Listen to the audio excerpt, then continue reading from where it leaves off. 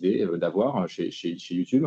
Et puis encore une fois, dans un second temps, on va réduire les contenus qui ne violent ni la loi française. Vous savez que on a 2 grilles de lecture pour revoir les contenus selon YouTube. On a la loi française et les conditions d'utilisation, le règlement de la communauté sur la plateforme.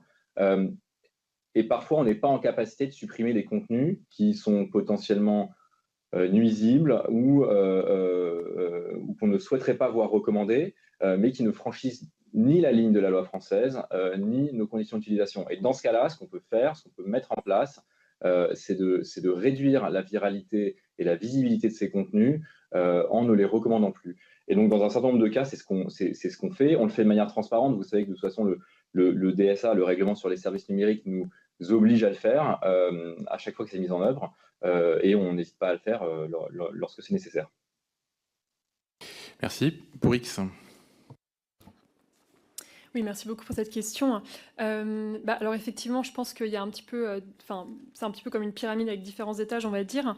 La première pièce, on peut appeler ça comme ça, en fait, c'est nos conditions d'utilisation qui sont un peu comme les règles d'un jeu de société. Quand vous jouez à un jeu de société, la condition d'utilisation qui s'applique de façon globale, donc nous on modère de façon globale.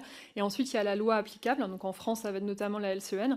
Donc nous, en fait, on va suspendre sur le territoire national des contenus qui sont illégaux.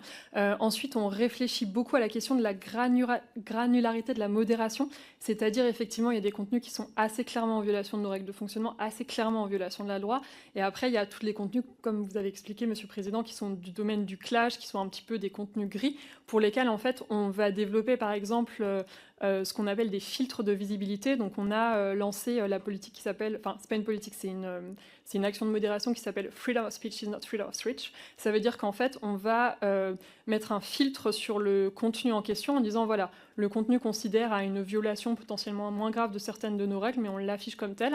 Et en fait, on va le déamplifier algorithmiquement et on va empêcher les gens d'engager avec ce contenu. Donc c'est une façon d'agir de façon un petit peu plus granulaire sur des contenus qui peuvent être un peu plus gris, mais d'autant, pour autant quand même sensibles. Ensuite, donc on est peut-être un petit peu moins une plateforme d'influenceurs aujourd'hui, mais on a quand même un programme de créateurs de contenu. Et en fait, ce qu'il faut voir, c'est que sur ce type de programme, les règles en fait de fonctionnement sur ce type d'activité sur la plateforme, elles sont plus strictes que les règles pour un utilisateur classique. Donc par exemple, je ne vais pas non plus vous